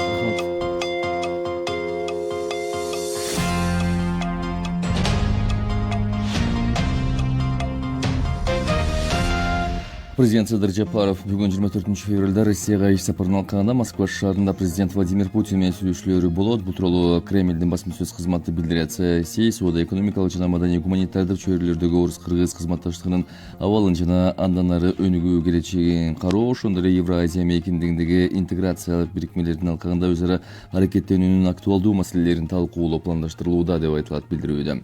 Буга чейин президенттин администрациясынын тышкы саясат бөлүмүнүн башчысы Дастан Дүйшекеев 24-25 февраль күндөрү Россияга мамлекет башчы катары биринчи чет элдик сапары менен бара тургандыгын билдирген. Иш сапардын жүрүшүндө ошондой эле мамлекет башчынын Россия өкмөтүнүн төрагасы Михаил Мишустин, Федерациянын кеңешинин төрайымы Валентина Матвиенко жана мамлекеттик думанын төрагасы Вячеслав Володин менен эки тараптуу жолугушуулары пландаштырылууда.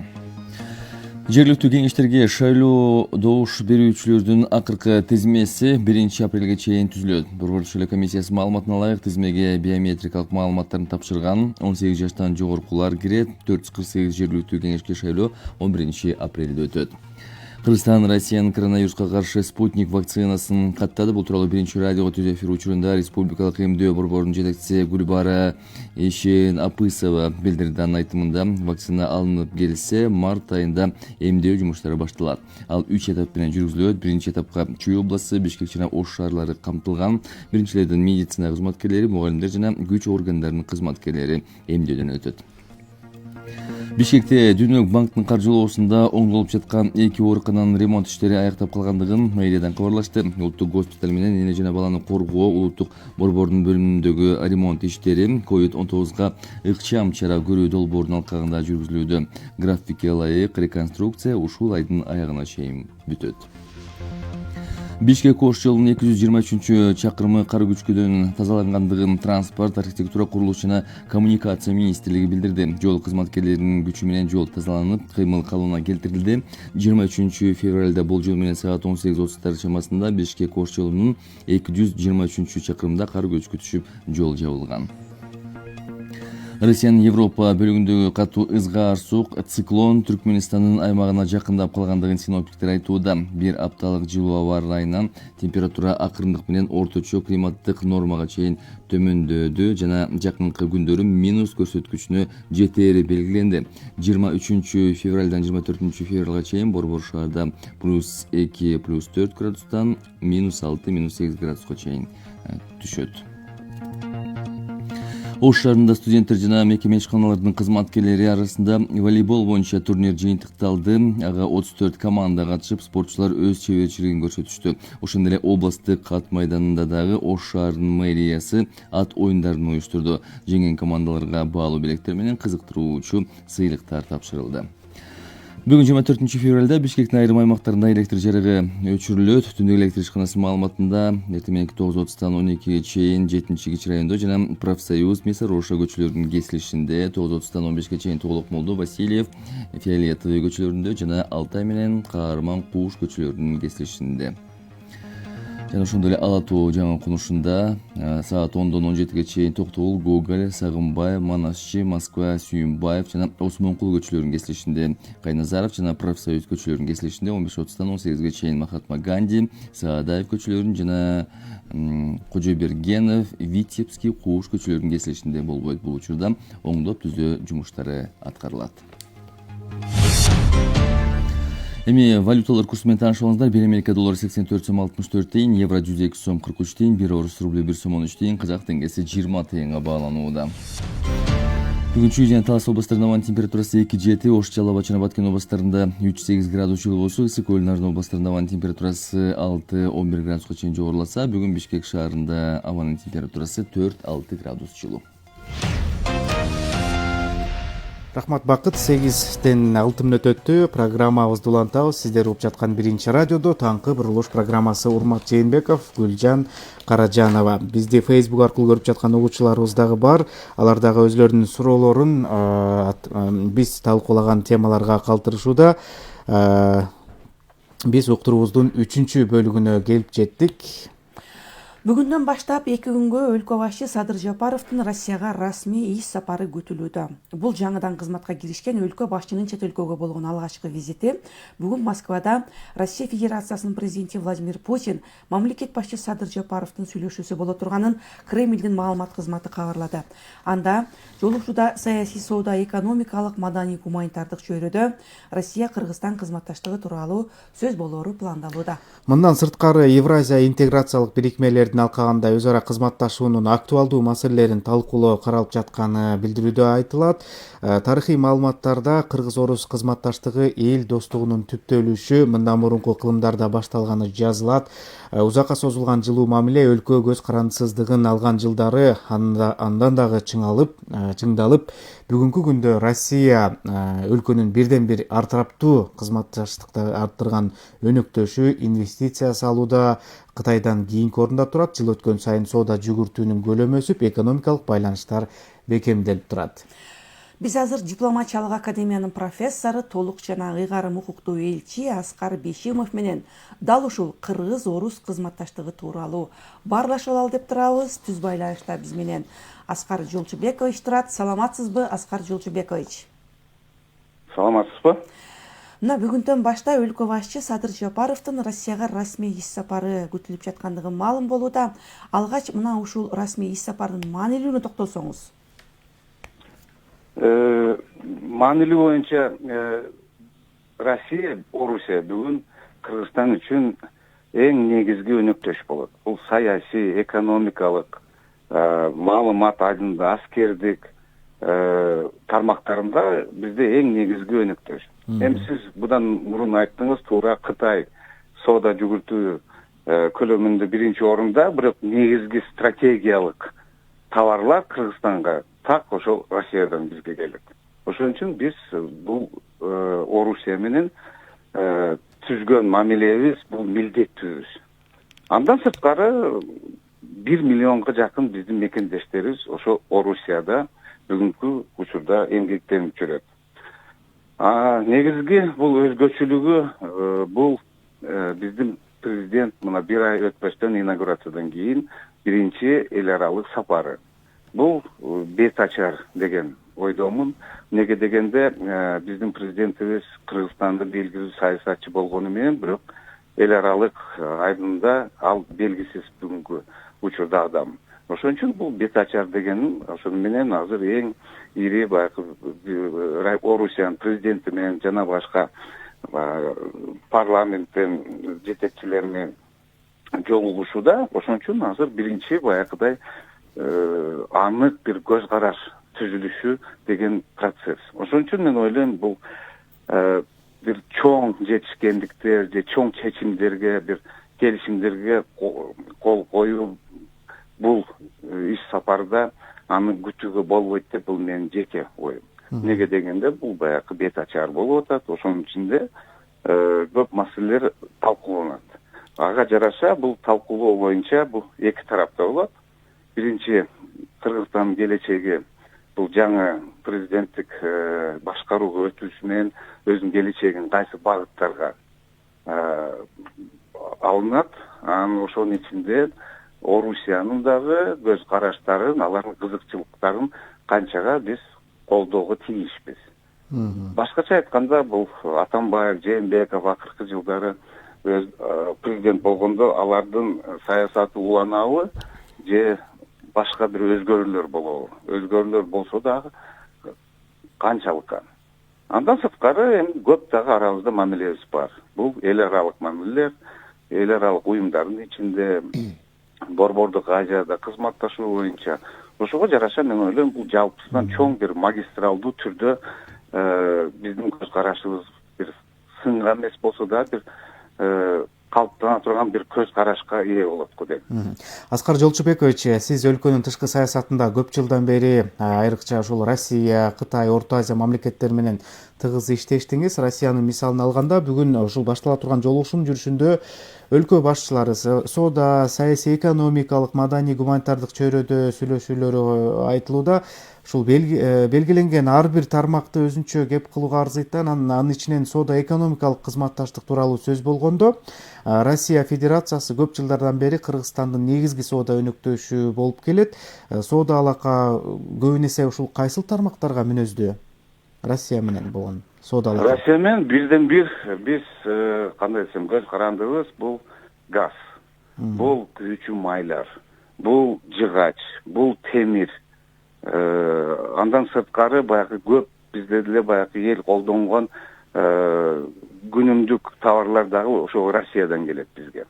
Ошол жактан бизде ошон үчүн Кытай менен эң чоң соода көлөмүбүз болгону менен стратегиялык багыттагы товарлар Кыргызстан үчүн Россиядан түшөт. Мына ушул экономика соода алака тууралуу сөз болгондо эле өлкөнүн Евразиялык экономикалык биримдикке мүчө болгону көрсөтүлүп келет. Улуттук статистика комитетинин эсептөөлөрү боюнча өлкөнүн ЭЭПке мүчө мамлекеттердин арасында мурдагыдай эле Россия менен болгон соода алдыңкы орунда турары көрсөтүлгөн. Гуманитардык жана маданий кызматташтыктардын дагы бул жерде орду бар. Билесиз, ошолордун урунттуу учурлары катары кайсыларды атай аласыз? Гуманитардык кызматташуу боюнчабы? Ооба, ошол эле мезгилде маданий кызматташтык. Гуманитардык кызматташуу боюнча эми өзүңүздөр баарыңыздар билесиздер. Борбордук Азия жада калса постсоветтик өлкөлөрдүн арасында бирден бир Кыргызстанда орус тили бул баягы официалдуу статусуна ээ. Андан сырткары бизде деле кеңири жайылган. Орус тили кеңири сүйлөп, неме кылып, эми акыркы убактарда алар дагы эксперттер көп айтып атат, орус тилинин мааниси кетип баратат дегендей. Бирок ошол эле убакта өзүңүз караңыз, Борбордук Азияда биздин кошуналарыбыз баары латын тилине өтүп, ошол багытта жол жүрүшүүдө ошого аракет кылып атышат. Биз бул жагынан ачык анык айтканбыз, жок, бул орус тили сакталат деп. Ошон үчүн бизде баягы маалымат айдында көбүнчө ошол эле интернетте, соц тармактарда колдонгон орус тил бул басымдуулук кылат. Ошон үчүн мен дагы ойлойм, бул жактан абдан бир мондай чоң Орусиянын бизге таасири бар. Андан сырткары эми биздин тамырларыбыз бир Алтай деген бар. Андан башка биздин туугандар элдер Орусияда жашайт. Ошого кошкон миллионго жакын биздин мекендештерибиз. Бул баягы маданий гуманитардык тараптан бизге баягыдай бир чоң тармак, анын ичинде да көп сүйлөшүүлөр болуш керек деп ойлойм. Аскар мырза, могу пандемия ушул өлкөлөр ортосундагы алака кандай экенин сынабадыбы? Анан ушул коронавируска каршы күрөштөгү ушул Россиядан келген жардамдын ролу канчалык болду? Эми сөзсүз түрдө биз эми айрыкча акыркы 6 жылда биз дагы Орусия менен эки тараптуу баягы сүйлөшүүлөрдө биз баягы күн тартибин кыскартып таштаганбыз. Ушу эки эле нерсеге басымдуулук кылып. Биринчи, бизге грант, кредит, акчалай жардам бергиле, биз өзүбүздү бага албай калдык деп. Ошонун ичинде эле пандемия кандай жардам бересиңер деп. Анан экинчи маселе ушу биздин мекендештерге кандай айрыкча, ашыкча бир шарт түзүп бересиңер деп. Ошо пандемия убагында учурунда биз бирден бир көрдүк, Орусиядан чоң жардам түшүп атты. Ал деле баягы ар кандай тармактан врачтарга жардам неме кылып, ал бирден бир баягыдай дошчулук катары көрсөтүлөт, бул чоң жардам. Эми экинчи тарабы баарына маанилүү бул баягы вакцинация дейт. Бирок менин жеке оюмча, акыркы убактарда ушул вакцина дүйнө жүзүндө бир саясатка айланып кетти.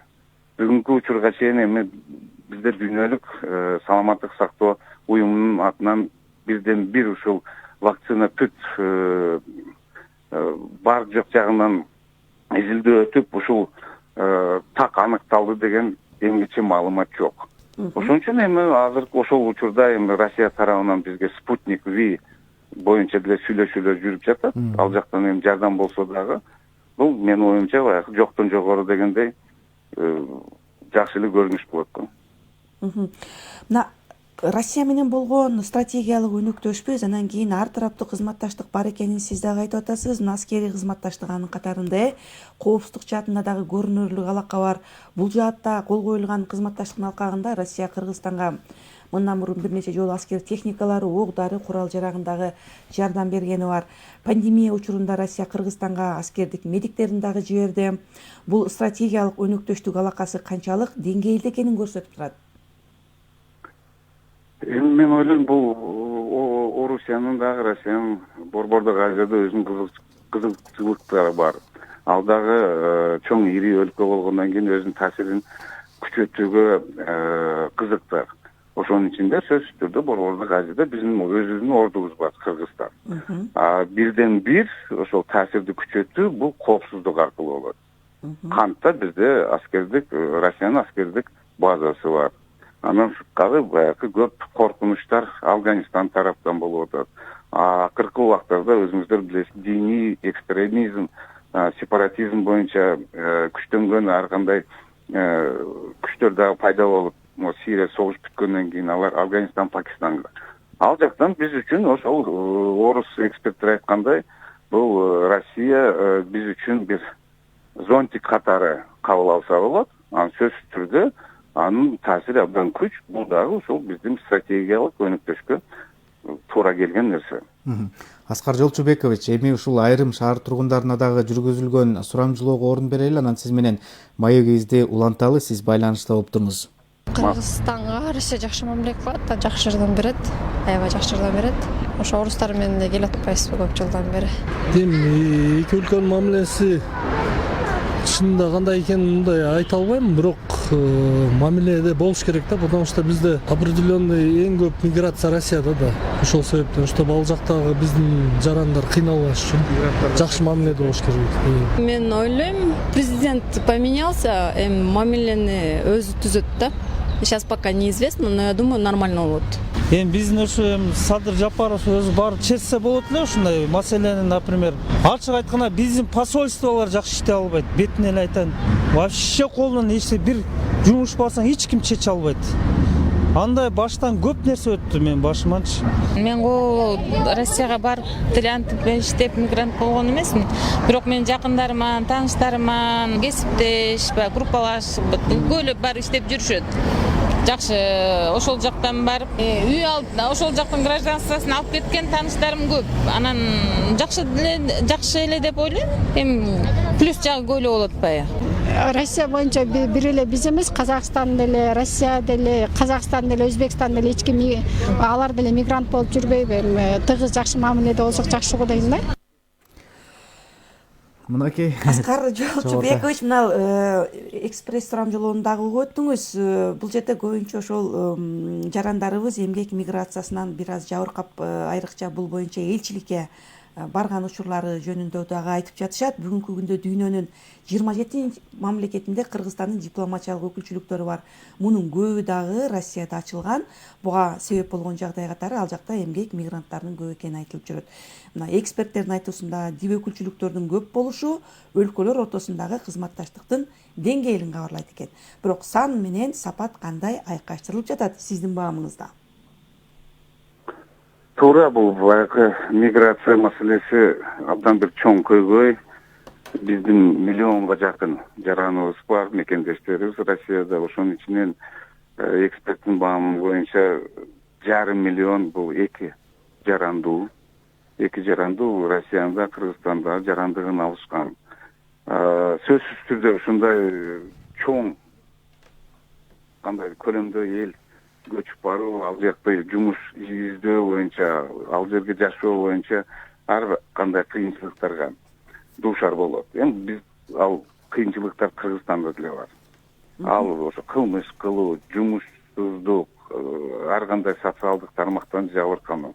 Бирок ошол боюнча эми мен ойлойм, бул иш сапары бул ичинде эмес, башка дагы иш сапарлар болот го, ошого жараша ошондо сүйлөшүүлөр болот. Бул баягы социалдык жактан, саламаттык сактоо жактан камсыздоо ошо биздин мекендештерибизде. Сөзсүз түрдө кемчиликтер болот. Аны эми биздин элчиликтерге айтылган сында туура кабыл алыш керек. Бирок бир жактан биздин деле жарандарыбыз биз түшүнүгү менен болуш керек. Алардын дагы ал акыбалына. Эмнеге дегенде алардын саны чектелүү. Эмнеге дегенде биздин бюджетибиз дагы бир көп дипломаттарды ал жерге каражаттап кармаганга деле мүмкүнчүлүгүбүз чектелген. Ошого жараша эми ал жерде алар ушу Москва областында эле жалпысынан бир мисал келтирсек, 300 миңге жакын биздин жараныбыз бар. Бул биздин Кыргызстан боюнча эң бир чоң райондун элине барабар. Анан ошонун ичинде элчилик бир 25 адам менен ал ошо социалдык тармактын да тейлеш керек, алардын жумушсуздугун да тейлеш керек, алар түрмөгө түшкөн, приемник распределителге түшкөн, документтерди жоготкон, эми бардык тармактар боюнча ошону тейлеш керек. Бизде ар бир райондо өзүңүздөр билесиздер, ол милициясы өзү бар, социалдык тармак боюнча мамлекеттик органдары бар, көптөгөн баягы биздин мамлекеттик чиновниктер бар. Эми Россияда жаңгыз ушу бир эле элчилик. Ошон үчүн алардын дагы жетишпеген убактары болот. Эми бирок сынды туура эле кабыл алыш керек. Жумуш бар жерде кемчилик болбой коет эмеспи? Аскар Жолчубекович, мына өлкөлөр ортосундагы кызматташтыкта али дагы жетише албаган же кемчиликтер кайсылар болушу мүмкүн? Кечиресиз, укпай калдым. Мына өлкөлөр ортосундагы кызматташтыкта дагы жетише албай жаткан же болбосо кемчилик катары каралган кайсы жумуштарды атай аласыз? Эми азыр негизги Орусия менен мен ойлойм сүйлөшүүдө дагы бир кандай десем такталбаган дагы бир маселелер талкууга алынат. Мисалы? Бирден бир бул астыга келечекте Кыргызстан батыш өлкөлөр менен кандай кызматташууга барганы даяр, же барабы, же барбайбы, ошол батыш өлкөлөр менен кандай алаканы түзүү боюнча. Экинчи, азыр өзүңүздөр көрүп атасыздар, ошо Евразиялык бирикменин ичинде дагы ар кандай көз караш болуп атат. Мына 1 февралда Казакстан өзүнө төрагалык алып, өзүнүн жарыясын кылды президенттин атынан бир 3 чоң багыт боюнча. Ал дагы бир Орусиянын позициясы менен топ келбейт. Ага Кыргызстандын көз карашы кандай? Кимди колдоого тийиш? 2 жыл мурун бизде дагы чек ара маселеси бар, суу энергетика маселеси бар. 2 жыл мурун Россия тарабынан жарыя кылынган биз Кыргызстан, Тажикстан ортосунда жардам берүүгө даярбыз деп. Ошондо да биз баш тартканбыз. Бул деген нерсе Орусияда кызыктар бизге ортомчу болуп, маселени чечкенге жардам берүүгө. Ошол позиция өзгөрбөдүбү? Ошого жараша андай көп позиция бар. А бирок эл аралык уюмдардын ичинде бул эгерде Европа жагын алсак, адам укуктары, сөз эркиндиги боюнча Бириккен Улуттар уюмунун ичинде такайлы талкууланат. Украина маселеси, ошо Крым, Донбасс, Тоолу Карабакта болгон согуштар. Ага Кыргызстан көз карашы кандай, аны ошо кандай резолюцияга добуш берет. Ошонун ичинде Орусиянын да кызыкчылыгын эске алынбайбы? Ошол маселе көп. Мен ойлойм, бул эми азыр жалпысынан сүйлөшүп, жалпысынан бир көз караш түзүп, анан эми кыскача айткандай, биздин дагы жаңы президенттин тамырын тартып көрүшөт. Кандай келечек, эмне күтүш керек? Анан ошого анын абдан маанилүү нерсе, айрыкча бизде советтик мурун өлкөлөрдүн арасында, жалпы дүйнө жүзүндө деле бул жеке мамиле. Мамлекет башчыларынын арасында кандай жеке мамиле түзүлөт? Ал ишенич артканбы, же бири-бирине күмөн санаганбы? Ал абдан чоң ролду ойнойт ошо эл аралык мамилелерде. Ошонун ичине анын баягы кызматташууну кайсы деңгээлге көтөрүү боюнча. Аскар Жолшубекович, негизи эле ушул өлкөнүн тышкы саясатта геосаясий мамилеси кандай жолго коюлган?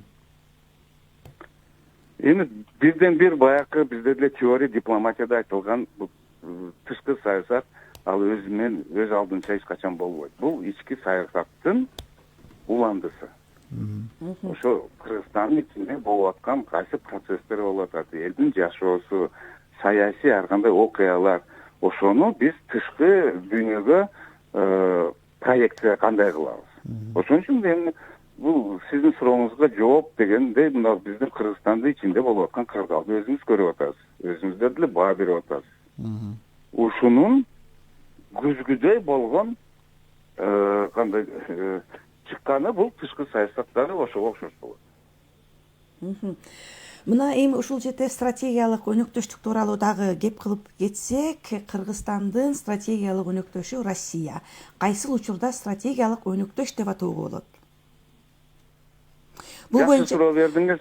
Бул стратегия өнөктөш деген чынында дүйнө жүзүндө баягы ар бир өлкөлөрдүн арасында колдонгондо анын астында бир көп убакыт өтөт. Биз мына акыркы өзүбүз бир 10 жылдын ичинде стратегия өнөктөштү дагы биз өзүнчө бир девальвация кылып. Неге дегенде бүгүнкү учурда Кыргызстандын 18 өлкө менен стратегиялык өнөктөш деген келишимиз бар. 18 өлкө менен. Ошонун ичинде башка деле баягы биз үчүн анча деле соода болбогонубуз, алар менен андай бир алакабыз болбогон да өлкөлөр көп. Ошон үчүн биз дагы бир стратегия өнөктөш дегенди биз кандай десем бир модага айлантырып койганбыз. А негизги сөзсүз түрдө ошо 18 ошолордун арасында эми биз сөзсүз түрдө кандай десем өзүбүздүн кызыкчылыгыбызды карманыш керекпиз. Кандай болбогон эле учурда. Мына Борбордук Азияда 5 өлкө. 5 өлкөнүн тең алардын тышкы стратегиясы өзгөчө. Ар бири-биринен өзгөчө.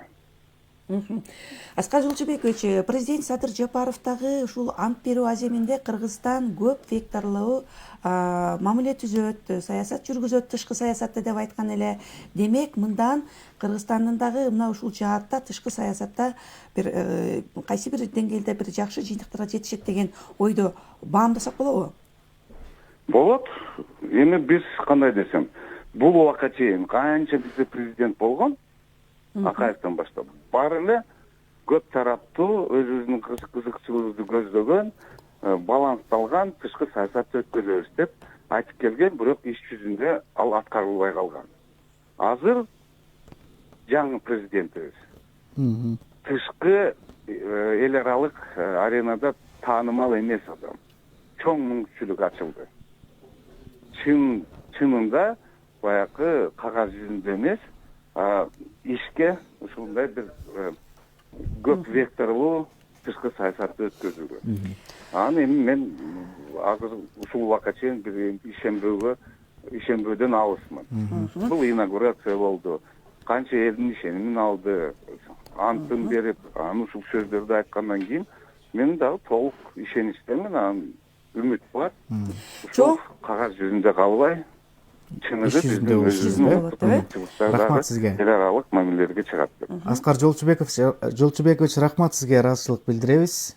Биз менен уланды жыйынтыктап жатабыз. Биз менен түзөбодо эскерте кетсек, дипломатиялык академиянын профессору, толукчан айгарым укуктуу элчи Аскар Бешимов кыргыз-орус кызматташтыгы тууралуу өзүнүн пикири менен ой бөлүштү. Биринчи радио түзөбодо өзүнүн уктуруусун уланта бермекчи. Ооба, бирок бизге бөлүнгөн убакыт аяктап калганына байланыштуу Гүлжан, угуучулар менен дагы коштошууга убакыт келди. Мындан ары таңкы бурулуштун негизги маселеси эфирди улантарын эске салып өтөлү. Жаңылыктардан кийин сиздер менен 1,5 саат бою мен Урмат Жээнбеков жана Гүлжан Каражанова кызмат кылдык. Режиссердик пультта Бакыт Ашрахманов, ал эми Фейсбукта түз эфирде чагылдырган Азиз Чокморов кесиптешибиз иштеди.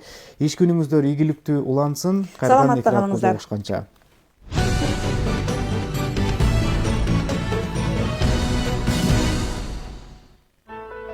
Биринчи маалымат радиосунда саат сайын акыркы жаңылыктар. Ыкчам